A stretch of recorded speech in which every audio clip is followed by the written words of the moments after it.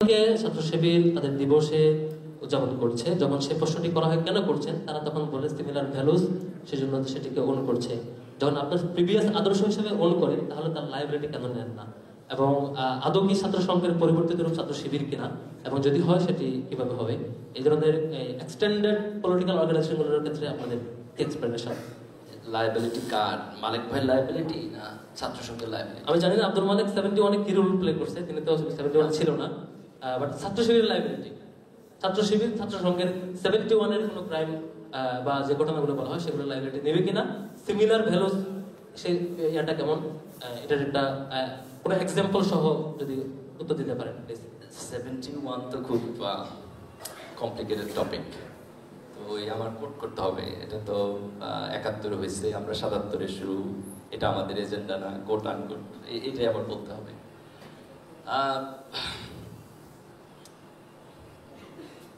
Should I answer this? আমি আপনার একটু সহযোগিতা করবো কিনা, একটু জটিল করবার জন্য, সেটি হচ্ছে এই যে পরিবর্তিত রূপী অ্যানালাইসিস হয়, সেখানে আমরা তো আরো এরকম রিফরমেশন গুলো দেখি বিভিন্ন সংগঠনে, তো সেই রিফরমেশন এবং আপনার রিফরমেশন দুটাকে কোড করে সিমিলারিটিস বা পার্থক্য দেখানোর সুযোগ আছে। আমি দুইটা জিনিস বলি। একটা হচ্ছে যে 1971 এর যে ইভেন্ট, মুক্তিযুদ্ধ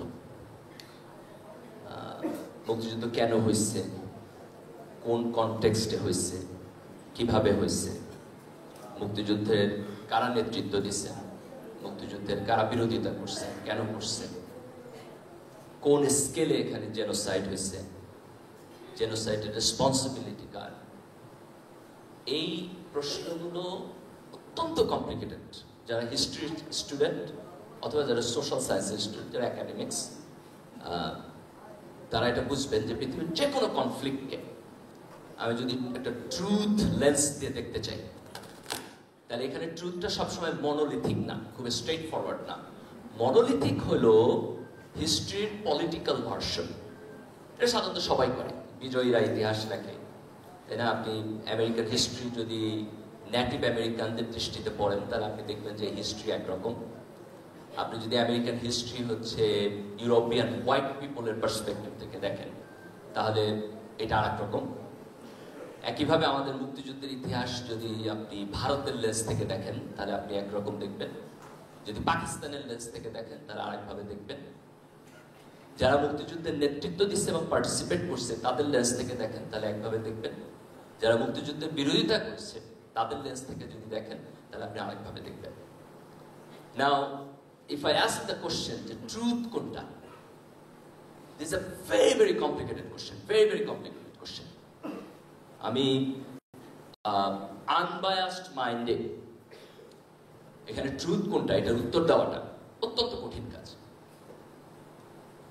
আমি তো জামাত ইসলামের প্রজন্ম না, তাই না? আমি তো মুক্তিযুদ্ধের সময় যারা জামাত ইসলাম লিড দিচ্ছেন, যারা ডিসিশন নিচ্ছেন মুক্তিযুদ্ধের বিরোধিতা করার, আমি তো সেই প্রজন্ম না, আমি পরের প্রজন্ম, আমি বাংলাদেশ দেখছি, তাই আমি জন্ম বাংলাদেশে। So I have a completely different perspective. প্রশ্নটা অন্য জায়গায়, I'm coming to that. I have a completely different perspective. আমি ছাত্র শিবির করছি, আমি ছাত্র শিবিরকে দেখে ছাত্র শিবির করছি, আমি কিন্তু ছাত্র সংঘ দেখে করি নাই, তাই না? আমি ছাত্র শিবির, তো আমার পার্সপেক্টিভ, আবার যারা ছাত্র সংঘ করছে তাদের perspective is a completely different thing. এই দুইটার মধ্যে অনেকখানি পার্থক্য আছে। নাও হিয়ারস মাই আনসার। আমি যখন বিশ্ববিদ্যালয়ের ছাত্র ছিলাম, আমি যখন এই সমাজে বড় হয়েছি, আজকে পর্যন্ত আসছি, এই সমাজ, এই রাষ্ট্র আমাকে কি কখনো একটা গণতান্ত্রিক স্পেস দিচ্ছে যেখানে আমি 71 কোশ্চেনকে একাডেমিকলি অ্যাড্রেস করতে পারি? Have you ever? কখনো তো দেওয়া হয় না। সবচেয়ে বড় স্টেট স্পন্সর্ড প্রজেক্ট ছিল ট্রাইব্যুনাল। তো ট্রাইব্যুনাল তো ন্যায় বিচার হয় না। এই ট্রাইব্যুনাল তো আমাকে ইতিহাসের একটা স্পষ্ট ভাষণ দিতে পারে নাই। So here is my answer. ছাত্র ট্রাইব্যুনাল 71 ন্যায় বিচার হয় না, এটা ন্যায় বিচার হয় না। শিশির ভাই ভালো বলতে পারবে, আমি কনক্লুশন করি তারপর শিশির ভাই যায়। So here is my question. আমি তরুণ প্রজন্মের, যারা 71 ছিলেন না, সেই প্রজন্মের, জামাত 71 মুক্তিযুদ্ধের বিরোধিতা করছে, so I have that liability. আমি তরুণ প্রজন্মের, যারা 71 ছিলাম না, I am interested to address the 71 question. আমি ডিসকাশন শুরু করতে চাই। আমার পার্টির মধ্যে। আমি ডিসকাশন শুরু করতে চাই আমার হিস্টোরিক যে ম্যাটেরিয়াল আছে সেগুলো নিয়ে, কিন্তু I need a democratic space.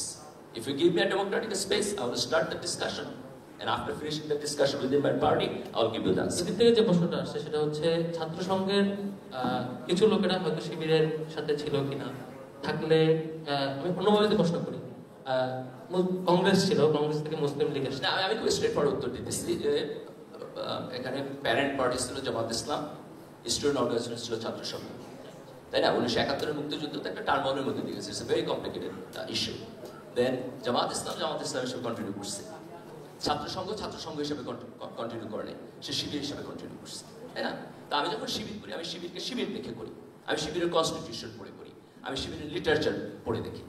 শিবিরের লিটারেচার তো ছাত্র সংঘ কোনো ইস্যু না, শিবিরের লিটারেচার তো 70-ওরও কোনো ইস্যু না, এবং এটা একটা হিস্টোরিক ঘটনা। এবং এটিকে আপনি এরকম সিমিলার বানাবেন যে হচ্ছে কংগ্রেস ছিল, কংগ্রেস থেকে মুসলিম লীগ হয়েছে, মুসলিম লীগ থেকে আওয়ামী লীগ হয়েছে, তার মানে নিউ পলিটিক্যাল পার্টি ফর্ম করতে গেলে তো একদম মানুষ নতুন করে জন্ম দিবে না, পলিটিক্যালি কনসাস কিছু পিপল এখানে অ্যাড হবে, তার মানে যে পলিটিক্যালি কনসাস সে প্রিভিয়াস কোনো একটা পলিটিক্যাল পার্টি কানেক্টেড ছিল।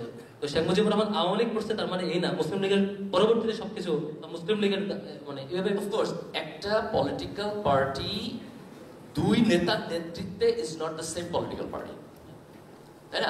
আপনি ধরেন যে শেখ মুজিবের আওয়ামী লীগ এবং শেখ হাসিনা আওয়ামী লীগ, দুইটাকে যদি আপনি কম্পেয়ার করেন, দেয়ার ডিফারেন্স, তাই না? আপনি জিয়াউর রহমানের বিএনপি এবং আপনি খালেদা জিয়ার বিএনপি এবং তারেক জিয়ার বিএনপি যদি আপনি কম্পেয়ার করেন, দেয়ার ইজ ডিফারেন্স। একটা রাজনৈতিক দল সময়ের সাথে, জেনারেশনের সাথে পরিবর্তনের মধ্যে দিয়ে যায়। যখন নাম পরিবর্তন করে তখন কখনো কখনো আদর্শ পরিবর্তন হয়, কখনো হয় না, তাই না? আপনি মুসলিম লীগ একসময় তো শেখ মুজিবুর রহমান মুসলিম লীগ করেছেন, তাই না? সেখান থেকে মুসলিম লীগ হয়েছে, আওয়ামী লীগ হয়েছে, একটা ট্রানজিশনের মধ্য দিয়ে তারা গেছে। তো ইতিহাসে এগুলো হয়। তা আপনি যদি কোনো একটা রাজনৈতিক দলকে বিবেচনা করতে চান, আপনাকে দুইটা জিনিস করতে হবে। একটা হচ্ছে তার প্রেজেন্ট কার্যক্রম এবং তার ঘোষিত ইডিওলজি নিয়ে আপনাকে কোশ্চেন করতে হবে। দুই, আপনি বলতে পারেন আপনার ঐতিহাসিক দায়বদ্ধতা আছে। আমি স্বীকার করি, আমি ওপেনলি স্বীকার করি ঐতিহাসিক দায়বদ্ধতা আছে, but I need a democratic space to answer that question. আপনাকে এই ডেমোক্রেটিক স্পেস আমাকে দেন, আমি প্রশ্ন উত্তর দিই। এই ডেমোক্রেটিক স্পেস বাংলাদেশে আজকে পর্যন্ত কোনোদিন ছিল না। Thank you. দেখেন পরে যে প্রশ্নটা শিশির ভাইয়ের কাছে বলবো সেটি হচ্ছে আবার হরতাল, অবরোধ, ভাঙচুর, বিভিন্ন ইস্যুগুলো আসছে, কেন আপনারা করলে জঙ্গিবাদ বলা হয়, অন্যদের করলে সেটি লড়াই সংগ্রাম বলা হয়? আপনারা এই কেন মানুষ এভাবে আপনাদেরকে রিড করে, বা এটাকে আপনি কিভাবে বলবেন? আপনারা আদৌ করছেন কিনা, করলে সেটা কিভাবে করছেন? ক্লিয়ার স্টেটমেন্ট, এই যে ভ্যান্ডালিজম, গাড়ি ভাঙো, মানুষকে বিপদে ফেলো, মানুষকে এই করো ওই করো, এটা this is totally a criminal liability. কোনো ব্যক্তির ক্রিমিনাল লায়াবিলিটি সকলের উপর বর্তায় না। If you commit crime, you will be held responsible. If I commit crime, I will be held responsible. আমি যদি ধর্ষণ মামলার আসামি হই, I will be punished, not my son, not my father. So we have to be very specific to that. Yes, if somebody committed crime, which is vandalism, committed murder, arson, looting, no mercy. Make him answerable. Go to the court, file criminal case, and accordingly, আমি আমাদের সকলের দায়িত্ব হলো, it will be tried as per the law. কিন্তু criminal লায়াবিলিটির দায় দায়িত্ব, একজন ব্যক্তির ক্রিমিনাল লায়াবিলিটির দায় দায়িত্ব অন্যজন ব্যক্তির ঘাড়ে চাপানোর কোনো সুযোগ থাকবে না। খুব ইম্পর্টেন্ট বিষয় আপনি যে কথা তুলেছেন। তাহলে কি বাকশালের দায় দায়িত্ব পরবর্তীতে আওয়ামী লীগ দিবে? আর যদি এভাবে খুঁজেন, সবাই কি আদমের সন্তান হবে? সবাই যদি আদমের সন্তান হয়ে থাকে, তাহলে পরবর্তীতে কি ডিভিশন হবে না, রিফরমেশন হবে না, সংস্কার হবে না, নতুন কিছু বিল্ড আপ হবে না, নতুন থিঙ্কিং আসবে না, ইনোভেটিভ আইডিয়াস আসবে না? তো আপনি যদি বলেন যে আমার বাবা এক সময় এটা ছিল, এই জন্য আপনার আর কোনো ইনোভেটিভ থিঙ্কিং এর ক্যাপাসিটি থাকবে না, উইল বি জাস্টিফাইড হবে এটা? আমি বলছি যে 1900 সালে ডিইউডিএস এর সভাপতি ছিলেন অমুক, he was a charismatic leader. Does it mean এখনকার ডিইউডিএস এর সভাপতির সেম কারিশমেটিক ক্যাপাসিটি থাকবে? No, it not necessarily corollary. Then what will happen? বাংলাদেশের সাংবাদিকদের মধ্যে খুঁজে দেখেন না।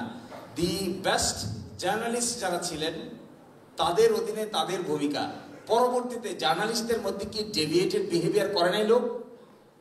করে নাই? আমরা দেখি নাই এই দেশে একটা প্রেস কনফারেন্সে ডিজাইন করে প্রশ্ন জিজ্ঞাসা করতেছে, এগুলো নিয়ে আমরা হাসাহাসি করি নাই? করেছেন হাসাহাসি? Does it carry? এখন যদি আমি আর্গুমেন্ট করি তাহলে বাংলাদেশের 10,000 সাংবাদিক সকলেই একই দোষে দুষ্ট। Will it be justified? No. এই জন্য এটা জেনারেলাইজ করা যাবে না।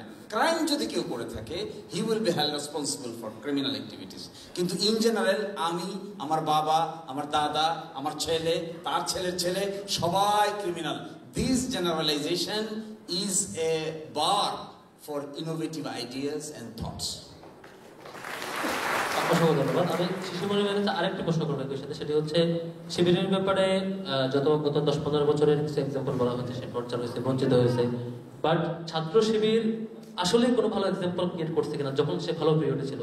সেই ক্ষেত্রে রাশেদ রাজত্ব করছে নাকি আসলে শিক্ষার্থীদের জন্য ভালো কোনো এক্সাম্পল ছিল? আপনার স্মৃতিতে কি মনে পড়ে? দেখুন, আমি কোনো খারাপ কাজে ডিফেন্ড করতে এখানে আসিনি। কোনো পার্টিকুলার লোক কোনো পার্টিকুলার ক্যাম্পাসে যদি এমন কোনো ঘটনা ঘটিয়ে থাকে, I believe this is a deviated behaviour. কিন্তু শিবিরের আমি এক সময় দায়িত্বে ছিলাম, কেন্দ্রীয় পর্যায়ে ঢাকা বিশ্ববিদ্যালয়ে ছিলাম। আমরা কখনো কোনো পর্যায়ে সাংগঠনিক সিস্টেমের মধ্যে কখনো কোনো ডেভিয়েটেড বিহেভিয়ারকে অ্যালাউ করি নাই।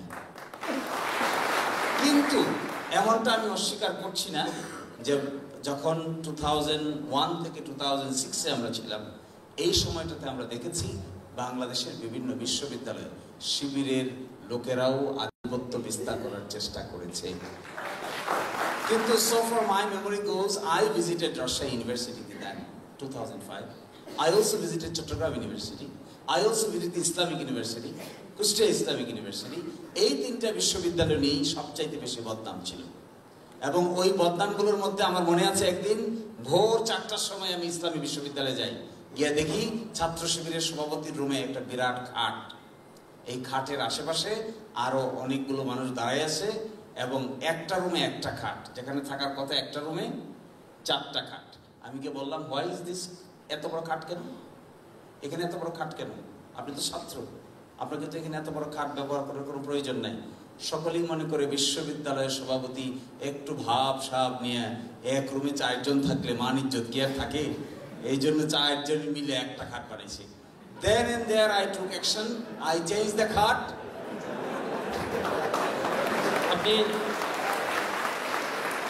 And the university সভাপতি become a very ordinary student. পরের দিন আমাকে অবশ্যই ইউনিটে মেনে নিতে পারেন নাই, মেনে নিয়ে আমারে প্রশ্ন করেছেন, আপনি কি কামড়াই না করলেন? আমি কিন্তু অস্বীকার করছি না। I am saying this type of deviated behavior was there. But we never allowed as a policy. শিবিরের স্ট্রেংথটা কোথায়? শিবিরের স্ট্রেংথটা হলো এটা, যখন শিবিরের এই ডেভিয়েটেড বিহেভিয়ার আলোচনা হয়, তখন এখানে ডেভিয়েটেড বিহেভিয়ার যেই করেন না কেন, যত পর্যায়ের নেতাই করেন না কেন, ওই ডেভিয়েটেড বিহেভিয়ার নিয়ে আপনি বেশি দূর টিকতে পারবেন না। অসংখ্য ধন্যবাদ। আমরা এরপরে যাচ্ছি জাহিদ ভাইয়ের কাছে। জাহিদ ভাই, সংগঠনের ব্যাপারে, শিবিরের ব্যাপারে যে প্রশ্নগুলো আসছে, গুপ্ত সংগঠন, আপনারা কমিটিগুলো এখনো ওপেন করেন, আপনারা কি বাংলাদেশের এখনো সবগুলো কমিটি গোপন রেখেছেন? ঢাকা মহানগরের কমিটির ব্যাপারে আলাপ আসছে, আসলে সংগঠনের এখন কোন অবস্থা আছে সারা বাংলাদেশে, একটু বলবেন কিনা? জি, ধন্যবাদ জানাচ্ছি। ছাত্র শিবির তো আমাদের আগের প্রজন্মের ভাইয়েরা তো বলেছেন আগের প্রজন্মকে কিভাবে করে ওনারা সে সময় রান করেছেন। তো প্রত্যেকটা জিনিসের আসলে এভাবে প্রজন্মের একটা স্টেপ বাই স্টেপ থাকে, সময়টাকে উপলব্ধি করে সেই আলোকে ডিসিশন নেন। যেমন শিশির ভাই বলেছেন, তিনি যখন ইসলামী বিশ্ববিদ্যালয়ের ঘটনাটা চমৎকার, সেই আলোকে উনি সেখানকার ডিসিশনটা দিয়েছিলেন। তো গত 15 বছর একটা ছাত্র সংগঠনের উপর যে পরিমাণ নির্যাতন হয়েছে, অনেকগুলো কেস আপনারা জানেন, এগুলো বলে আসলে সময় নষ্ট করা দরকার। আবরার ফাহাদের মতো আপনাদের পাশে ক্যাম্পাস হয়েছে, তো শিবির সন্দেহ, শিবির সন্দেহ, শিবির সন্দেহ, মানে এত বেশি এটাকে রিড করা হয়েছে, সন্দেহ করে পিঠে মেরে ফেলা যাবে, এটা একটা সার্টিফিকেশন। শিবির সন্দেহ মানে পিঠে মেরে ফেলা যাবে। আপনাদের ঢাকা ইউনিভার্সিটির ক্যাম্পাসে অসংখ্য ঘটনার সাক্ষী আমি মনে করি আপনারা এখানে আছেন, এখানে যারা আছেন অনেক সাক্ষী আছেন এই ঘটনাগুলোর। এরপর আমাদের এই 5ই আগস্টের পরবর্তী যে বাংলাদেশ, এর আসলে অনেক ইমোশনাল অনেকগুলো বিষয় আছে। তো সে 5ই আগস্ট পরবর্তী বাংলাদেশে এখন আমাদেরকে প্রশ্ন করা হয় যে আপনারা কি গুপ্ত? এত বড় একটা নির্যাতিত, এত বড় একটা ভিকটিম সংগঠনের উপর এই শব্দগুলো আরোপ করা, আমি জানি না এটা মানবতার কোন লেভেল থেকে এই প্রশ্নগুলো বা এই জিনিসগুলো আমাদের মনের মধ্যে আসে। আজকে ছাত্র শিবিরের এই প্রোগ্রাম কি প্রমাণ করে ছাত্র শিবির গুপ্ত কোনো বিষয়? ছাত্র শিবিরের সায়েন্স বেসড কি প্রমাণ করে ছাত্র শিবির গুপ্ত কোনো বিষয়? তো আমাদের সেই 77 সাল থেকে প্রত্যেক বছর কেন্দ্রীয় সভা থেকে শুরু করে একবার ইউনিট পর্যন্ত প্রত্যেকটা সেটআপই হয়েছে। তো এমন হতো কিনা যে আমরা এই 15 বছর আমাদের একেবারে ঢাকঢোল পিটে সবার কাছে বলতাম, ঢাকা ইউনিভার্সিটিতে এসে ছাত্রলীগ সহ সবার কাছে মিডিয়াতে একটা আমরা কনফারেন্স করে বলে দিতাম যে এই হলো 15 জন, এই 20 জন শিবির করেন, এবার আপনারা যা ভালো মনে করেন, যেটা যে এখন একটা টাইম। তো এই জায়গাগুলোকে আমরা কি উপলব্ধি করছি কিনা আমি আপনাদের কাছে একটু মানে পাল্টা কোশ্চেন রাখতে চাই, উপলব্ধি করছি কিনা। তো ছাত্র শিবির তার প্রত্যেকটা কাজ, প্রত্যেকটা মুহূর্ত, প্রত্যেকটা সময় কন্টিনিউ করেছে। আগে মিডিয়ার ভাইয়েরা আমাদের কাছে আসতেন না। ইভেন আমরা যদি কোনো একটা বিষয় বলতাম যে ভাই এটা একটু আমাদের প্রচার করুন, সেটাও তারা করতেন না। কেন করতেন না সেটা তাদেরও অনেক সীমাবদ্ধতা ছিল। ইভেন এমনও হয়েছে যে আমাদের নিউজ কাভারেজের কারণে অনেক সাংবাদিকের তার পরবর্তীতে তার চাকরি নিয়ে টানাহেঁচড়া শুরু হয়েছে। এরকম ঘটনা অসংখ্য। এটা তো আপনাদের প্রিভিয়াস ক্রাইসিস, কিন্তু এই 5 আগস্টের পর থেকে আপনারা কি কমিটি এখনো গোপন রেখেছেন ঢাকা? না, আমরা কোনো কোথাও গোপন তো রাখিনি। এখন বিষয় হচ্ছে যে প্রচার তো হয় না। আমাদের কমিটিতে হয় সাধারণত জানুয়ারি মাসে, যে জানুয়ারি মাসে আসতেছে আমাদের কমিটি হবে। তো 15 আপনারা যেমন ঢাকা ইউনিভার্সিটি যেটা হয়েছে কমিটি প্রকাশ হয়েছে, অন্যান্য ইউনিভার্সিটিগুলোতে প্রকাশ হয়েছে। তো ছাত্র শিবিরের একটা মোরাল ভ্যালুস আমরা ক্রিয়েট করি, সেটা হলো যে নিজেকে এত বেশি উপস্থাপনের কিছু নেই। যেটা আমাদের শিশিরে অনেকগুলো প্রত্যাশার কথা বলছেন, যে ঢাকঢোল পিটাইয়া, যেমন আমরা কিছু কমিটি এখন হচ্ছে দেখছি, কমিটি হওয়ার পরে মাশাআল্লাহ ওনার পিছনে একটা গ্রুপ মিছিল করে, আবার ওনার কমিটি হয়েছে কেন পাল্টা আরেকটা গ্রুপ বিশাল মিছিল করে। তো এই ধরনের মানে মিছিলের সংস্কৃতি দিয়ে আমরা আমাদের কমিটি প্রকাশ, কমিটি ঢাকঢোল পিটানো এরকম ফিল করি না, এবং আমরা দায়িত্বের অনুভূতিটাকে বেশি ফিল করি। জাহিদ ভাই একটু ইন্টারাপ্ট করবো। তার আগে হচ্ছে আমাদের সম্মানিত শ্রোতা মণ্ডলী, আমাদের অন্যতম প্যানেলিস্ট যিনি অর্পিতা কুলদার, ওনার ঢাকার বাইরে একটা প্রোগ্রাম থাকে, ওনাকে আমাদের আজকের মতো বিদায় দিতে হচ্ছে। তিনি পরবর্তী কোনো আয়োজনে অবশ্যই আমরা তাকে পাবো বলে বিশ্বাস করছি। অনেক ধন্যবাদ অর্পিতা কুলদারকে, অনেক ব্যস্ততার মধ্যেও উপস্থিত ছিলেন। আচ্ছা, আমি একটু কনক্লুশনে যাই। তো আমার মনে হয় ছাত্র শিবির এই জায়গাটা থেকে কখনোই গোপন ছিল না। আগে আমাদের কাজগুলো কেউ প্রচার করতো না, এখন প্রচার হচ্ছে। আশা করি এই জিনিসটা আরো ভালো বলবো। আপনারা অনেকগুলো ভিডিও দেখা যায়, ইভেন গত বছরও বড় বড় মিছিল করেছেন ঢাকা শহরে, অন্যান্য শহরগুলোতে। এই যে গুপ্ত হওয়ার অভিযোগ এবং আবার প্রকাশ্যে মিছিল, এটা আসলে মানে কোন রূপটা ছিল গত বছর? এখন এই কম্পারিজনটা তো আমাদের মানে অডিয়েন্সকে করতে হবে। কম্পারিজনটা মানে কম্পারিজনের উত্তরটা আমি দিলে আমার পক্ষে আমি বলবো এটা মিডিয়ার উপর কম্পারিজন যে আপনি প্রকাশ্যে মিছিল করেছেন, এরপর আপনার প্রচারণা হয় না, এটা মিডিয়ার উপর। হ্যাঁ, অবশ্যই অবশ্যই সেটাই হয়েছে। আমরা তো অনেক মিছিল করেছি, সব কিছু করেছি, আমাদের প্রকাশ হয়নি। আচ্ছা, আমি একটা লাইন একটু শেষ করি এই পয়েন্টে। সেটা হলো ছাত্র শিবির একটা জায়গায় নিজেকে ওন করতে চায়, সেটা হলো সবার হয়ে উঠতে চায়। তো যেমন যে একটা প্রশ্ন আসছে যে শিবির অমুককে শিবির মনে হয়, অমুককে শিবির। এখন ভালো কাজ করলে যদি শিবির মনে হয়, তাহলে আমি মনে করি এটা কোনো প্রবলেম না, এটা হচ্ছে আমার চিন্তার প্রবলেম। আবরার ফাহাদ সে ভারতের বিরুদ্ধে কথা বলেছে, আধিপত্যবাদের বিরুদ্ধে কথা বলেছে, আপনি সাথে সাথে তাকে শিবির বললেন। তো আমি মনে করি এটা আবরার ফাহাদের সমস্যা না, এটা রাষ্ট্রের সমস্যা। এবং একটা কালচার, পলিটিক্যাল যে একটা নোংরা কালচার আমরা সৃষ্টি করেছি তার সমস্যা, বয়ানের সমস্যা, বয়ানের একটা কালচার তৈরি করেছি সেটা সমস্যা। এটা আপনার ফাহাদের সমস্যা না, এটা শিবিরের কোনো সমস্যা না। আমাদের জাহিদ ভাই বলছেন তিনি সবার হয়ে ওঠার চেষ্টা করছেন বা উঠতে চান। তাহলে 1 থেকে 5 সাল পর্যন্ত আমি তালিম ভাইয়ের কাছে জানতে চাইবো, চট্টগ্রাম বিশ্ববিদ্যালয়ে কি পড়াশোনার পরিবেশ ছিল যেখানে গত 4-5 বছরে আমরা দেখতাম 21টা গ্রুপ মারামারি করে, সেন্ট্রাল লাইব্রেরি বন্ধ, যে পরিবেশ আমরা লাস্ট 15 বছরের সময়টা দেখছি, আপনাদের সেই সময়টা 1 থেকে 5 পর্যন্ত চট্টগ্রাম বিশ্ববিদ্যালয়ে আপনারা কি পড়াশোনা পরিবেশ নিশ্চিত করতে পারছেন? সবার হয়ে উঠতে পেরেছিলেন কিনা? গত 15 বছর ছাত্র রাজনীতির যে সিচুয়েশন ছিল, তার আগের স্টেপ যদি আমি বলি যে 91 যখন এখানে ডেমোক্রেটিক সিচুয়েশন আসলো, এই 15 বছরের চাইতে তুলনামূলক অনেক ভালো পরিবেশ ছিল সব জায়গায় ওভারঅল। আমি যদি ঢাকা বিশ্ববিদ্যালয় থেকে শুরু করে সকল বিশ্ববিদ্যালয় বলি, কিন্তু এখানে কয়েকটা জিনিসের প্রবলেম ছিল। তার মধ্যে একটা হলো সিট পলিটিক্স, হচ্ছে রাজনৈতিক দল করতো, এটা শিক্ষকরা করতো না। সো এটা একটা প্রবলেম। সাধারণ ছাত্রদেরকে জোর করে মিছিল মিটিংয়ে নিয়ে যাওয়া, যেহেতু পলিটিক্স স্টুডেন্ট পলিটিক্যাল পার্টি করে, তার ফলে হচ্ছে ফার্স্ট ইয়ার সেকেন্ড ইয়ার স্টুডেন্টদেরকে তারা মিছিলে নিয়ে যেত জোর করে। থার্ড ইয়ার ফোর্থ ইয়ার বা সিনিয়র স্টুডেন্ট যারা, তাদেরকে সাধারণত নিত না, কিন্তু জুনিয়র দিকে এইটা প্র্যাকটিস আমি ঢাকা বিশ্ববিদ্যালয়ে দেখেছি। অন্যান্য বিশ্ববিদ্যালয়েও এটা অনেক অনেক অনেক অনেক জায়গায় ছিল। কিন্তু এই যে 15 বছরের সময়, যে ধরেন আপনি ফেসবুকে একটা স্ট্যাটাস দিলেন, আপনাকে মেরে হল থেকে বের করে দিল, অথবা আপনি একটা রাজনৈতিক সংগঠনের প্রোগ্রামে গেলেন, এই কারণে আপনাকে মেরে বের করে দিল, এটা ছিল না। অনেক জায়গায় সহ অবস্থান ছিল, গ্রুপিং হতো না আপনাদের মধ্যে, এরকম কিছু মানে শিবিরের মধ্যে গ্রুপিং হতো না? শিবিরের মধ্যে গ্রুপিং তো কখনোই ছিল না। শিবিরের যেহেতু আভ্যন্তরীণ গণতান্ত্রিক পদ্ধতি অত্যন্ত ভালো, শিবিরের মধ্যে গ্রুপিং কখনো ছিল না। শিবিরের ক্ষেত্রে যদি আমি সমালোচনা করতে চাই, তাহলে সমালোচনাটা হলো এই সিট পলিটিক্স অনেক জায়গায় শিবির নিজেও করেছে। এটা শিবিরের সমালোচনা। শিবিরের সমালোচনা যদি আমি করতে চাই, তাহলে আমি বলবো যে ধরেন একজন ছাত্র, সে আমার সংগঠনের বিরোধী, খুব ক্রিটিক, আমি তাকে ছাত্রলীগের মতো অপারেশন কখনোই করি নাই, কিন্তু তার গণতান্ত্রিক যে স্পেস, সেটাকে একেবারে আমার সমান করে দেওয়া, সেটা হয়তো অনেক জায়গায় আমরা করি নাই, সেখানে কোথাও কোথাও কিছুটা সংকুচিত করেছি। যেই কারণে আমি আমার প্রথম বক্তব্যে বলেছি যে 91 থেকে 2005-06 পর্যন্ত আমাদের যে গণতান্ত্রিক রাজনীতি ছিল, সেটা আমাদের স্ট্যান্ডার্ড না।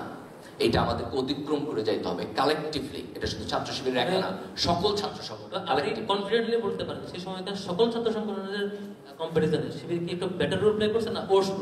শিবির ওয়াজ ওয়ে বেটার। যেখানে ভায়োলেন্সের কোশ্চেন আছে, আমি খুব স্ট্রংলি আর্গু করব। আপনারা সাধারণত দেখবেন যে কোনো ছাত্র সংগঠন যখন সরকারি দলে যায়, তখন তার চরিত্রের যেগুলো সিগনেচার ক্যারেক্টারিস্টিক, সেটা বই প্রকাশ ঘটে, কারণ এখন তার ক্ষমতা আছে, এখন সেইটাকে হচ্ছে আমরা প্র্যাকটিস করতে পারি। আপনি যদি ছাত্র শিবিরের ইভেন মারামারি অথবা ভায়োলেন্সের পার্টিসিপেশনও দেখেন, সে যখন বিরোধী দলে, তখন এটা হয়েছে কারণ সে অপ্রেসড হয়েছে। সে যখন ক্ষমতায় আসছে, অধিকাংশ ক্যাম্পাসে আপনি মারামারির সংখ্যা কম পাবেন। Go to the statistics and find ইট।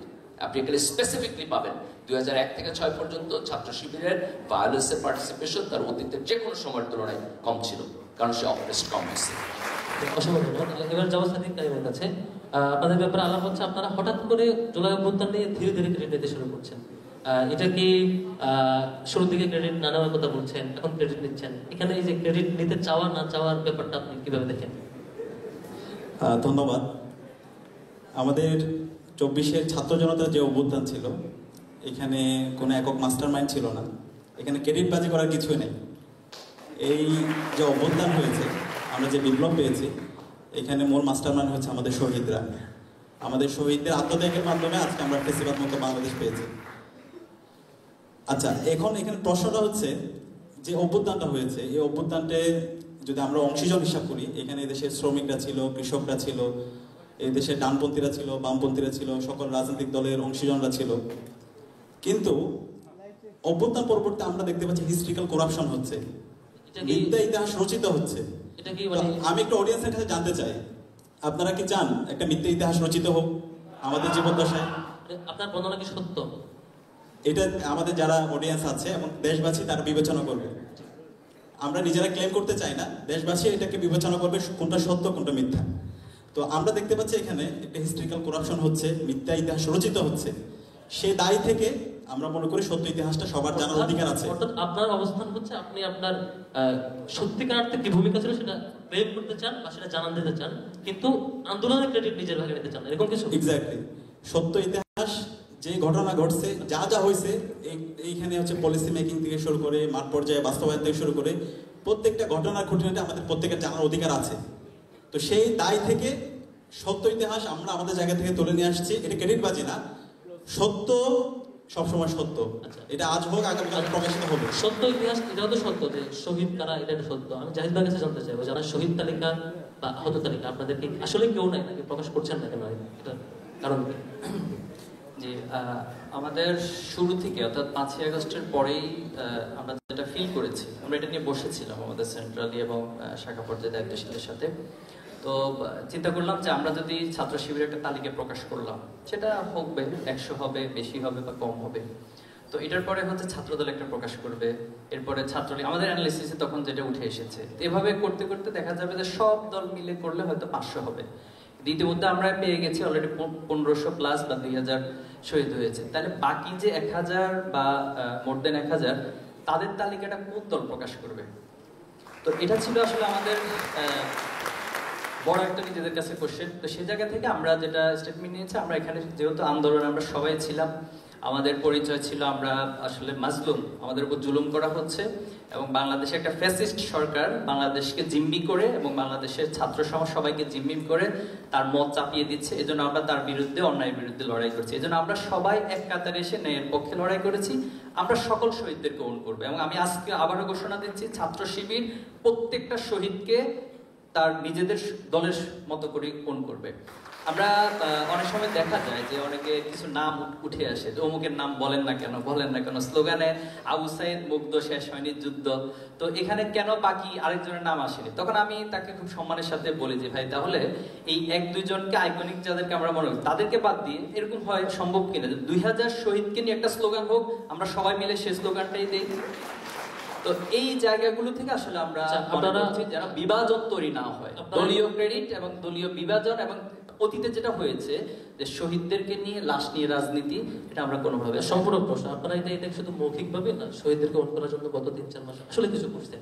আমি সর্বপ্রথম যেটা বলবো, এটা নিজের, এটা বললে আবার বলবেন যে আপনার ক্রেডিট দাবি করতে। আমাদের তো শিক্ষার্থীদের জানার অধিকার, আমি শেষ করে দিই। জানার অধিকারটা হচ্ছে যেটা আমাদের সাদিক কাইম অলরেডি বলেছে, ছাত্র শিবির সর্বপ্রথম, যেটা কোনো মানবাধিকার সংগঠন পারেনি, বাংলাদেশের রাষ্ট্র পারেনি, ইন্টারিম গভর্নমেন্ট পারেনি, শহীদদের তালিকা করা। এই তালিকাটা ছাত্র শিবির ধরে ধরে ধরে ধরে এই তালিকাটা করেছে। ফার্স্ট এই তালিকা ছাত্র শিবির করেছে।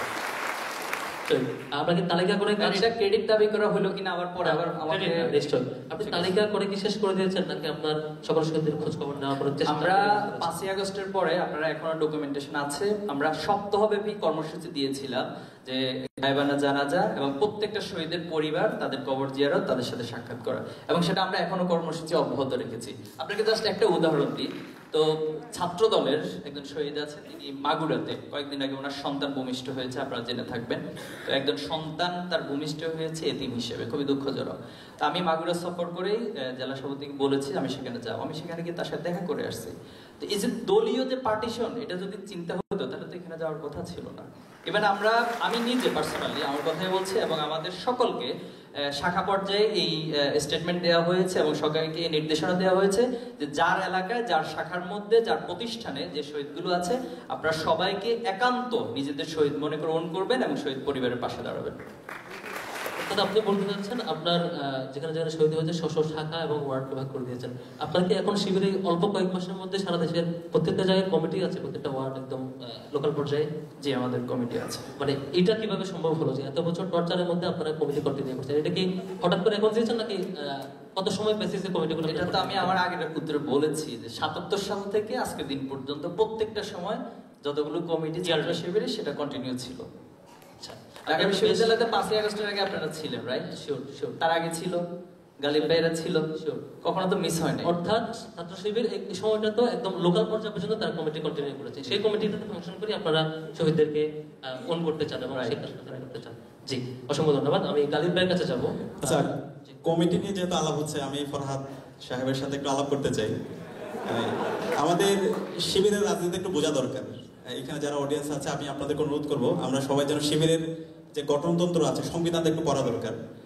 শিবিরের সংবিধানের 34 নম্বর ধারা, এখানে উল্লেখ আছে শিবিরে যারা নেতা হবে তাদের অন্যতম একটা ক্রাইটেরিয়া হচ্ছে তাদের পদের প্রতি লোভ থাকা যাবে না।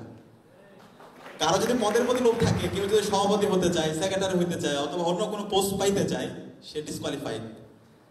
তো শিবিরের রাজনীতিটা যদি আমরা না বুঝি, অনেকে না বুঝে আমরা এটা ভোটার কারা হবে। আচ্ছা, আমি শেষ করি, তারপর হচ্ছে ভোটারের কথা বলতেছি। তো সেই কারণে শিবিরের এখানে কর্মী সংখ্যা বেশি হয়, নেতা সংখ্যা কম হয়।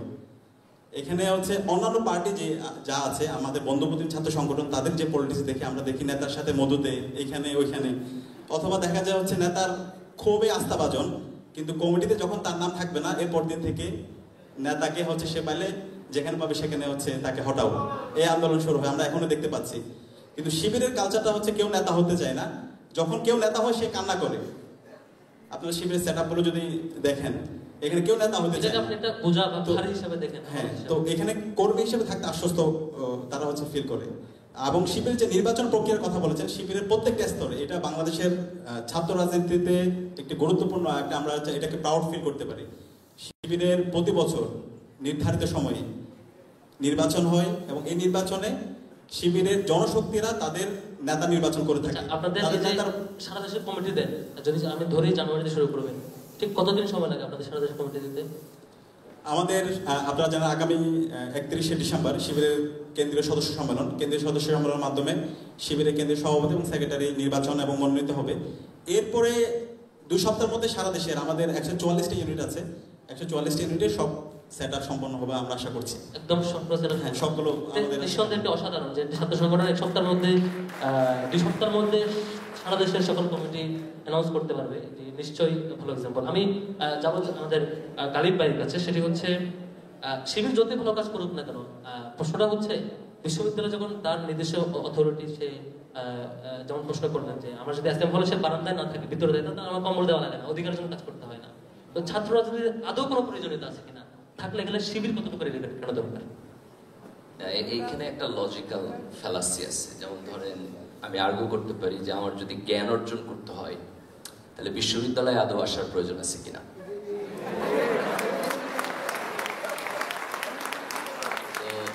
তারপর তো আমরা বিশ্ববিদ্যালয়ে এসে পড়াশোনা করি, তাই না? যারা প্রাতিষ্ঠানিকভাবে পড়াশোনা করে নেয় তারা সবাই তো রবীন্দ্রনাথ হয় না। তো আমি ছাত্র রাজনীতিকে দেখি একটা পলিটিক্যাল ইনস্টিটিউশন, যে পলিটিক্যাল ইনস্টিটিউশন আপনাকে কিছু জায়গায় হচ্ছে গ্রুম করে, কিছু জায়গায় আপনার কোয়ালিটি ডেভেলপ করে, কিছু জায়গায় নেতৃত্ব দেওয়ার যেই ট্রেনিং সেটা হয়, কিছু ইডিওলজি শেখায়, কিছু স্পেসিফিক লিটারেচার পড়ায় এবং কিছু কন্ট্রিবিউশনের সমাজে, ছাত্র সমাজ এবং দেশের জন্য কিছু কন্ট্রিবিউশন করে। তো ইন্ডিভিজুয়ালি যে কোনো ব্যক্তি এই সাংগঠনিক স্ট্রাকচারের বাইরে গিয়ে ওগুলো করতে পারে। ঠিক যেভাবে you will get some brilliant people যে কোনোদিন স্কুল কলেজে পড়ে নাই বাট স্টিল ব্রিলিয়ান্ট, এটা হইতে পারে। কিন্তু নর্ম হইল যে আমরা এটাকে যখন প্রাতিষ্ঠানিক পদ্ধতিতে করতে চাই তখন একটা ইনস্টিটিউশনের মধ্য দিয়ে যাই। তো I see student political party as an institution, যার মধ্যে দিয়ে আমরা একটা নিয়মতান্ত্রিক পন্থায় আমরা এটা করব। তো এখানে মাল্টিপল ইনস্টিটিউশন থাকবে, ভিন্ন ভিন্ন পার্সপেক্টিভ থাকবে, যে যেটা পছন্দ করবে সে সেই ইনস্টিটিউশনে যাবে, সেখানে করবে। And there will some people যারা কোনো ইনস্টিটিউশনে যাবে না, এক্সট্রিমলি ব্রিলিয়ান্ট এবং এর বাইরে থেকে তারা করবে, তারা also welcome to do that. অসংখ্য ধন্যবাদ।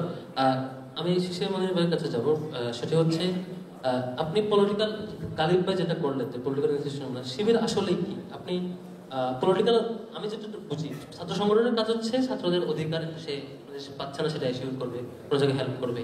এই যে সায়েন্স ফেস্ট, এই যে ম্যাগাজিন ছাপানো কিশোরদের শিশুদের, এই যে আবার চিত্র প্রদর্শনী করা, এই যে আবার গানের আসর, নাটক মঞ্চায়ন করা, এটা প্রুফ করে শিবির কি একটা এনজিও না পলিটিক্যাল সংগঠন না মিশনারি সংগঠন না ধর্মীয় প্রতিষ্ঠান? এটা কি এক্সাক্টলি আসলে শিবিরের রূপটা কি? এটা প্রমাণ করে যে দেখেন ঢাকা বিশ্ববিদ্যালয়ের লাইব্রেরিতে, এখন যদি আমি বলি যে কালকে সকালে ঢাকা বিশ্ববিদ্যালয়ের লাইব্রেরিতে 9টার মধ্যে প্রবেশ করতে হবে, আমার তো মনে হয় এফ রহমান হল পর্যন্ত লাইন হবে। এখান থেকে শুরু করে এফ রহমান হল নীলক্ষেত পর্যন্ত লাইন হওয়ার পরেও একজন আরেকজনের জন্য অপেক্ষা করবে যে কে সিট ছেড়ে যাবে আর কে বসবে। এরকম প্রতিযোগিতা দেখছেন আপনারা? আমি তো এটাও দেখছি শহীদুল্লাহ হলের সায়েন্স লাইব্রেরিতে জায়গা পাওয়ার জন্য আগের দিন থেকে মশারির ভিতরে কোনায় বসে গেছে। I so it. কেন এটা? এখন যদি আমাদের বিশ্ববিদ্যালয়ের পর্যাপ্ত ব্যবস্থা থাকে, এখন এই library establishment, library enhancement, library research oriented বইপত্র আনা, ইন্টারনেট বেসড ফ্যাসিলিটি ক্রিয়েট করা, ছাত্র শিবিরকে এই দাবি উত্থাপন করতে পারে না? এই দাবি উত্থাপন করা কি ছাত্র শিবিরের কর্মের যদি তারা এটা অ্যাড করে আর এরই ভিত্তিতে যদি লাইব্রেরি ফ্যাসিলিটি ডেভেলপ হয়, তাহলে কি ছাত্র সংগঠন ছাত্রদের জন্য ভালো হয় না খারাপ হয়? ফর এক্সাম্পল ধরেন এই যে ঢাকা বিশ্ববিদ্যালয়ে রিসার্চ জার্নাল বের হয় না, খেয়াল করেছেন আপনারা কখনো? রিসার্চ জার্নাল বের হয় না তো, এবং এতই হাঁটি হাঁটি পা পা করে রিসার্চ জার্নাল বের হয়, কারো কোনো বৃহত্তর কন্ট্রিবিউশন নেই। তো বৃহত্তর কন্ট্রিবিউশন যদি না থাকে তাহলে ছাত্ররা কি করে ওয়ার্ল্ড ক্লাস গ্রাজুয়েট হিসেবে গড়ে উঠবে? ছাত্ররা কি করে দেশের সীমানার বাইরে বিদেশে গিয়ে বাংলাদেশকে রিপ্রেজেন্ট করবে কিসের ভিত্তিতে? এই যে এক্সট্রা কারিকুলার অ্যাক্টিভিটি শিবির করে, বিতর্ক করে, এই বিতর্ক করার মধ্য দিয়ে কি বের হয়? এই বিতর্ক করার মধ্য দিয়ে একজন মানুষের ভিতরকার যে থিঙ্কিং ক্যাপাসিটি এটা শানিত হয়। তো ছাত্র শিবির এটার আয়োজন করছে, এই যে আয়োজন করছে হলো সায়েন্স ফেস্ট আয়োজন করছে, ছাত্র শিবির সারা দেশ জুড়ে বিতর্ক প্রতিযোগিতার আয়োজন করছে, ফুটবল খেলার আয়োজন করছে, ক্রিকেট খেলার আয়োজন করছে, ছাত্রদের মধ্যে কম্পিট করছে, একের সাথে অন্যের এক্সেলেন্সের পার্থক্য বিল্ড আপ করছে। এই যে ইন্সপিরেশন, এই ইন্সপিরেশন যদি সকল ছাত্র সংগঠন মিলে এই দেশে করতে পারত, আমার তো ধারণা নতুন প্রজন্মের মানুষের দৃষ্টিভঙ্গি পরিবর্তন হয়ে যেত।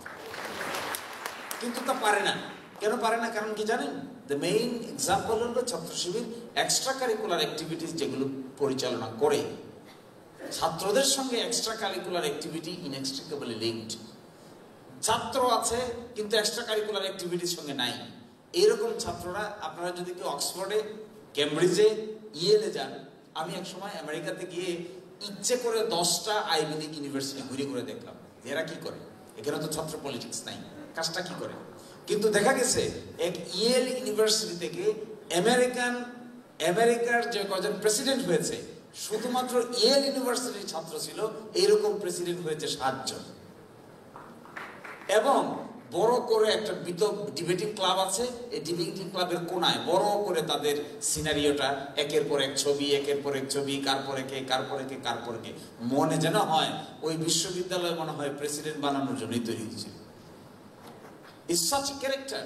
কিন্তু আমরা এই কর্মকাণ্ড ভুলে আমরা কোথায় আছি জানেন? আমরা হলো ওই সিট দখল করি। আর কোথায় আছি? কে সিটের উপরে থাকবে, কে সিটের নিচে থাকবে। আমার তো মনে হয় ঢাকা বিশ্ববিদ্যালয়ের সকল হলকে যদি আবাসিক হলে রূপান্তরিত করা যেত পরিপূর্ণভাবে ছাত্রদের, তাহলে ট্র্যাডিশনাল ছাত্র রাজনীতি থাকতোই না। আমরা এক সময় একটা উদ্যোগ নিয়েছিলাম, আমার মনে আছে 2005 সালে আমরা একটা সেমিনারের আয়োজন করেছিলাম। সেমিনারের আয়োজন করে একটা দাবি দিয়েছিলাম যে ঢাকা বিশ্ববিদ্যালয়ের এই আবাসন সিস্টেমকে সারা জীবনের জন্য দূর করে দেওয়া হোক। এবং দেখবেন ওখানে দেখলাম কেউ কেউ তখন প্রতিবাদ করছিল। তখন আমি ভাবতাম যে আরে এটা প্রতিবাদ করে কেন? একজন ছাত্রের জন্য একটা সিট থাকবে, কিন্তু এই লোক প্রতিবাদ করে কেন? তখন আমি গভীরভাবে দেখলাম যে তার রুটি রোজগার এখানেই শেষ হয়ে যাবে। ইন্টারেস্টিং। অথচ ঢাকা, আমি তো আমার ধারণা, আমি যদি ঢাকা বিশ্ববিদ্যালয়ে ভিসি হতাম, কোনোদিন সুযোগ পাইতাম, আমি যদি শিক্ষামন্ত্রী হই, ঢাকা বিশ্ববিদ্যালয়ে 50টা মাল্টি স্টোরিড হল বানিয়ে দিতাম। একজন ছাত্র পাইতেন না যে কানে দইরে হলে থাকতে হবে সিটে, এই জন্য অমুক ভাই জিন্দাবাদ, তমুক ভাই মুর্দাবাদ বলবে, একজনও পাবে না। কারণ এটা this is not the expectation. তখন কি শিবির বেশি বেনিফিটেড হবে এরকম পরিবেশ থাকলে? অবশ্যই তখনও শিবির রেলেভেন্ট থাকবে। কারণ কি? তখন শিবির বিতর্ক করবে, তখনও শিবির রেলেভেন্ট থাকবে। কারণ তখন শিবির রিসার্চ পেপার পাবলিকেশন কম্পিটিশন চালাবে, তখন শিবির রিলেভেন্ট থাকবে। কারণ লাইব্রেরিতে পৃথিবীর বিখ্যাত বইগুলো নিয়ে বই পড়া কম্পিটিশন চালু করবে, এইগুলো অন্য কারোর জন্য চালু করা এত সহজ না। তাহলে শিবির কি পলিটিক্যাল সংগঠন না সবকিছুর একটা প্যাকেজ? হ্যাঁ, তাহলে শিবির কি? শিবির হলো একটা এমন একটা ইনস্টিটিউশনাল মেকানিজম, যে মেকানিজম ওই যে আপনি র মেটেরিয়াল ঢোকাবেন, শেষ দিকে সাবান হয়ে বেরোবে। আপনি একদিকে ঢোকাবেন চর্বি, চর্বির শেষ মাথা কি? সাবান। যখন সাবান হাতে পান তখন চর্বির কথা মনে থাকে? এই যে আমরা এখানে বসে রয়েছি, আমরা দেশে বিদেশে এমন কোনো জায়গায়, এমন কোনো বিখ্যাত জায়গায়, আমার এই 16-17 বছরের উকালতি জিন্দিগিতে এমন পৃথিবীর বড় বড় জায়গায় আমাদের যাওয়ার সুযোগ হয়েছে, এবং এই পুরো ট্রেনিংটা শিবিরের কাছ থেকে আমরা পেয়েছি। এবং শিবির আমাদেরকে এমন ফাইন টিউনিং শিখিয়েছে, কিভাবে অন্যের সমালোচনা করতে হয় এটাও শিখিয়েছে, কিভাবে কনস্ট্রাকটিভ ক্রিটিসিজম করতে হয় এটাও শিখিয়েছে, কিভাবে আদব প্রকাশ করতে হয় এটাও শিখিয়েছে, এবং কিভাবে নেতা নির্বাচিত হয়ে যাওয়ার পরে ভয়ে থরথর কম্পমান অভিব্যক্তিতে সিক্ত হতে হয় এটাও শিবির আমাদেরকে শিখিয়েছে। ফলে আমি মনে করি under any circumstances in Bangladesh, specifically in Dhaka university, the organization Shibir, what is doing, this organization will always be relevant.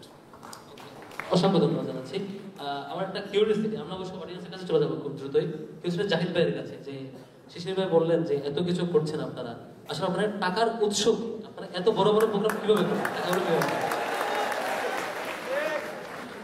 এই ছাত্র শিবিরের ওই যতগুলো ইউনিট আছে সব জায়গায় বাইতুল মাল সম্পাদক আছে, আপনারা হয়তো কারো জানা আছে কিনা। এই বাইতুল মাল সম্পাদক গুলো নিয়ে আসলে বলা যাইতো যে ছাত্র শিবিরের টাকার উৎস কি। তো এটা বলবো যে আমাদের সংবিধানে স্পষ্ট বলা আছে আমাদের আয়ের উৎস কি। সেখানে বলা হয়েছে জনশক্তি এবং শুভাকাঙ্ক্ষী দান, অর্থাৎ এখানে ছাত্র শিবিরের সাথে যতজনই সাপোর্টার এবং ওয়ার্কার্স এবং যারাই রিলেটেড আছে সবাই ছাত্র শিবিরকে নিজের পকেটের টাকা দান করে। আশা করি আপনিও দান করেন মিস্টার ফরহাদ। শিওর, যেহেতু আমি এখন মডারেটর ভূমিকা, আমাকে এখন প্রশ্ন হচ্ছে যে ফরহাদ ইনকাম করেন কিনা, এটা একটা কোশ্চেন। তো আমাদের একটা তথ্য আছে যে আমি খরচ করি কিনা, তত যা আমি খরচ করি সেখান থেকে একটা অংশ আমি নিজেকে একটু সেভ করে, একটু নিজেকে কন্ট্রোল করে সে টাকাটাই ছাত্র শিবিরের প্রত্যেকটা জনশক্তি দান করে। এরপর আমাদের এখানে শিশির ভাই আছেন, গালিব ভাই আছেন, যারা অতীতে শিবির করেছেন, আপনাকে একটু তারাও আমাদেরকে দান করেন। একটু ইন্টারাপ্ট সেটা হচ্ছে তার মানে বোঝাচ্ছেন আপনার শাখায় যারা শুনেন, এই বিড়ম্বনার কথাটা বলি। এই বিড়ম্বনার কথাটা হলো যে অতীতে শিবির করে মনে হয় বিপদে আছে, কারণ প্রতি মাসের 5 তারিখ আসলে বলে না হয় 10টা জায়গা থেকে ফোন আসে যে ভাই আমার এটা দরকার, আরেকজন বলে আমার এটা দরকার, আরেকজন বলে আমার এটা দরকার। অবশেষে বোঝা কঠিন যে আসলে আমার দরকার আগে মিটাবো না তার দরকার আগে মিটাবো। শিশির ভাই যেটা বলছেন, উনি যখন রানিং ছিলেন উনিও ঠিক সেম কাজটাই করতেন। আমরাও সেই একই কাজই করতাম। আমার এখনো মনে আছে ঢাকা বিশ্ববিদ্যালয়ের রেফরমান হলে আমি থাকতাম, তখন ঢাকার এই এফরমান হল, আমি ইন্ট্রুডিং, আমার এই ঢাকা বিশ্ববিদ্যালয়ের এই এফরমান হলের গেট থেকে মতিঝিল যেতে তখন 12 টাকা রিক্সা ভাড়া ছিল, 12 টাকা। আমি যেতাম হলো জনতা ব্যাংক টাওয়ারে। জনতা ব্যাংক টাওয়ারে আমাদের 5 জন সুদী ছিল, আমি নিজেও একজন এফরমান হলের বাইতুল মাল সম্পাদক ছিলাম। তো যখন যেতাম, এরপরে আমাকে বলা হলো আপনি 12 টাকা খরচ করে রিক্সা ভাড়া দিয়ে বাইতুল মাল আনতে যান, আবার 12 টাকা দিয়ে আসেন, 24 টাকা তো খরচ, বাইতুল মাল পান কত? আমি হিসাব করে দেখলাম সব মিলে আয় হলো 326 টাকা। তো আমাকে বলা হলো আর রিক্সায় যাওয়া যাবে না, এখন বাসে অথবা টেম্পোতে যাইতে হবে। তারপরে আমি নীলক্ষেত থেকে সেই লক্কর জক্কর বাসে উঠে গিয়ে নামতাম এবং সারাদিন ঘুরে ফিরে 326 টাকা। কোনোদিন আমার মনে আছে একজন সুদী ছিলেন যিনি একাই 100 টাকা দিতেন। ওরে বাবা, 100 টাকা! তখনকার দিনে 100 টাকা মানে বিরাট ব্যাপার। এটা নিয়ে কষ্ট করে আসতাম, আবার শিবিরকে বুঝিয়ে দিতাম। আপনি এখন কয় টাকা দেন? এখন আমি এই কয় টাকা দেই, তখনকার দিনের 100 টাকার যে ভ্যালু ছিল 20 বছর আগে, তার রূপান্তর করে যা হবে তার চেয়ে বেশি দিই। আচ্ছা, আমি জাহিদ ভাইয়ের দিকে যাবো। তার মানে বোঝাচ্ছেন যে আপনার এই প্রসঙ্গে শাখায় একটু অ্যাড করছি জাস্ট 30 সেকেন্ড। সেটা হলো আমাদের এই যে আয় হচ্ছে আবার ব্যয় হয়, প্রত্যেকটারই হিসাব একেবারে 1 টাকা করে করে হিসাবটা রাখতে হয় এবং প্রত্যেক বছর প্রত্যেকটা ইউনিটে কমপক্ষে একবার অডিট করতে হয়। অর্থাৎ আমাদের কেন্দ্রগুলো হচ্ছে শাখায় করে, শাখা অবস্থান করে, এভাবে একবার ইউনিট পর্যায় পর্যন্ত এই আয় ব্যয়ের হিসাবটা যিনি সংরক্ষণ করেন তাকে দিতে হয়। তার মানে হচ্ছে আপনার সাপোজ আপনি একটা বিশ্ববিদ্যালয়ে বা একটা হলে দায়িত্বে আছেন, তার মানে এটা প্রুফ করে যে আপনি আপনার আগের যত শিবির করছে সবাই এরকম ডিস্টার্ব করে ফোন দিয়ে। না, এটা তো ডিস্টার্ব না, এটা ভালোবাসা। তবে মানে এটা অ্যাপ্রিশিয়েট করতে হয়, সেটা হচ্ছে শিবির তার লোকদের কাছ থেকে টাকাটা নেয়, বাইরের অন্তত কোনো স্ট্যান্ড থেকে অথবা কোনো দোকান থেকে চালাবাজি করে না। এটা নিঃসন্দেহে বন্ধ করতে হয়। এটা শিবির আমি অ্যাপ্রিশিয়েট করবো নিঃসন্দেহে। অডিট সিস্টেমটা কি ঠিকঠাক যেভাবে বলছেন সিরিয়াসলি মেনটেনেন্স করা, এটা কি রেগুলার হয় নাকি? আমাদের মানবীয় যোগ্যতা যতটুকু ক্যাপাসিটি আছে সর্বোচ্চটুকু দিয়ে অডিটটা করা হয় এবং অডিট রিপোর্ট মেনটেন করা হয়? অডিট রিপোর্ট নিশ্চয়ই, অসংখ্য ধন্যবাদ। আমরা চলে যাবো সর্বশেষ প্রশ্ন। আমরা এরপরে অনেকগুলো প্রশ্ন আছে যেগুলো অডিয়েন্সের পাশাপাশি প্রশ্নগুলো আসবে আর কি। আমি সাদিক কাইমের কাছে যাব, যেটি হচ্ছে আপনাদের ব্যাপারে রক কাটা সহ অন্যান্য বিষয়ে প্রথম আলোর কিছু রিপোর্ট আসছে। এই যে রিপোর্টের ব্যাপারে রিপোর্ট আসছে যে এতজনের রক কাটছে বা অন্যান্য কিছু, এটার ব্যাপারে আপনি কি বলবেন? যেখানে আপনার অনেক লিডাররা বলে যে এটা শুধু নিউজ হয়েছে বাট পরবর্তীতে প্রুফ হয় না, এর কোনো এক্সাম্পল সহ বলবেন আপনি? আচ্ছা, শিবিরের উপর মিডিয়া ট্রায়াল হয়েছে। আমাদের অডিয়েন্স যারা আছে, আমি আপনাদেরকে অনুরোধ করব শিবিরের বিরুদ্ধে যে নিউজগুলো হয়েছে আপনারা একটা অ্যানালাইসিস করবেন। প্রতিবারই শিবিরের বিরুদ্ধে যে নিউজগুলো হয়েছে এখানে কোনো শিবিরের কে কাজটা করছে সে নামটা উল্লেখ নাই। শিবির সন্দেহে বলে চালিয়ে দিয়েছে। আমরা 24-এ এসে চালিয়ে দেওয়ার ঘটনাগুলো খুব ভালো করে জানি। তো বেশিরভাগ ঘটনা যা যা হয়েছে এক্ষেত্রে শিবির ভিকটিম হয়েছে, শিবির বলে চালিয়ে দেওয়া হয়েছে। এবং 24-এ এসে আমরা দেখতে পেয়েছি চট্টগ্রাম কলেজে কিছুদিন আগে একটা ঘটনা হয়েছিল, ওইখানে চট্টগ্রাম মহানগর উত্তর সভাপতির নেতৃত্বে একটা মিছিল, ককটেল বিস্ফোরণ এবং বিভিন্ন অভিযোগ আনা হয়েছে। কিন্তু যার বিরুদ্ধে অভিযোগ আনা হয়েছে উত্তরের সভাপতি, তিনি 10 দিন ধরে ঢাকায় অবস্থান করছেন। পরে সাথে সাথে তিনি এখান থেকে লাইভ করেছেন টঙ্গী কলেজের সামনে থেকে, এবং উনি বলেন যে আমরা এখানে ছিলাম না, এটার সাথে শিবিরের কোনো ধরনের সংশ্লিষ্টতা নেই। কিন্তু পত্রিকায় নিউজ হয়ে গেছে শিবির চট্টগ্রাম কলেজে ককটেল বিস্ফোরণ এবং সাধারণ শিক্ষার্থীদের হামলা। কিন্তু পত্রিকায় কি পড়তেন দুঃখ প্রকাশ করে নিউজ করেছে কিনা? কিছু পত্রিকা দুঃখ প্রকাশ করেছে, কিছু পত্রিকা তার আগের অবস্থায় ছিল। আমরা আমাদের প্রেস রিলিজের মাধ্যমে আমরা এটা হচ্ছে নিন্দা জানিয়েছি। মানে এর আগেও এরকম এক্সাম্পল আছে যেখানে একজন বিরুদ্ধে পত্রিকায় বড় হেডলাইন করে নিউজ করা হয়েছে, বাট তিনি পরবর্তীতে অভিযোগটাকে খারিজ হওয়ার পরে পত্রিকাটা আবার ফলো করে প্রচার করেন, এরকম কিছু? অবশ্যই। আমাদের যদি আমরা রাজশাহী ইউনিভার্সিটির সভাপতি ছিল সালেহি ভাই, ওনার বিরুদ্ধে একটি হত্যাকাণ্ডের মামলা করা হয়েছিল এবং ওনার বিরুদ্ধে পত্রিকায় বড় বড় হেডলাইন করা হয়েছিল। আপনারা যদি এখন পত্রিকা দেখেন এটা পাবেন। পরবর্তীতে যখন তদন্ত হলো, তদন্তের পরবর্তীতে দেখা গেছে ওনার সাথে এই ঘটনার কোনো ধরনের সম্পৃক্ততা নাই। তো মিডিয়া যে ওনার উপর যে জুলুমটা করছে, একজন নিরপরাধ মানুষ, তাকে হত্যার আসামি করা হয়েছে, তার বিরুদ্ধে যে অভিযুক্ত করা হয়েছে, যেটা সবার কাছে এই নেগেটিভ মেসেজটা ছড়া গেছে। কিন্তু পরবর্তীতে যখন ফ্যাক্ট চেক করা হলো, দেখা গেছে ওই ঘটনার সাথে যে ব্যক্তিকে অভিযুক্ত করা হয়েছে তার ন্যূনতম সম্পৃক্ততা নেই। তো এই ধরনের যে গত আমাদের মানে হচ্ছে 16 বছর অথবা এর আগেও আমাদের উপর যে মিডিয়া ট্রায়াল হয়েছে, আমরা প্রত্যেকটা ঘটনা নিয়ে কাজ করছি। আমরা জাতির সামনে আমাদের উপর যে অন্যায় হয়েছে সেই অন্যায়গুলো আমরা তুলে ধরবো। আমরা অপেক্ষায় থাকবো।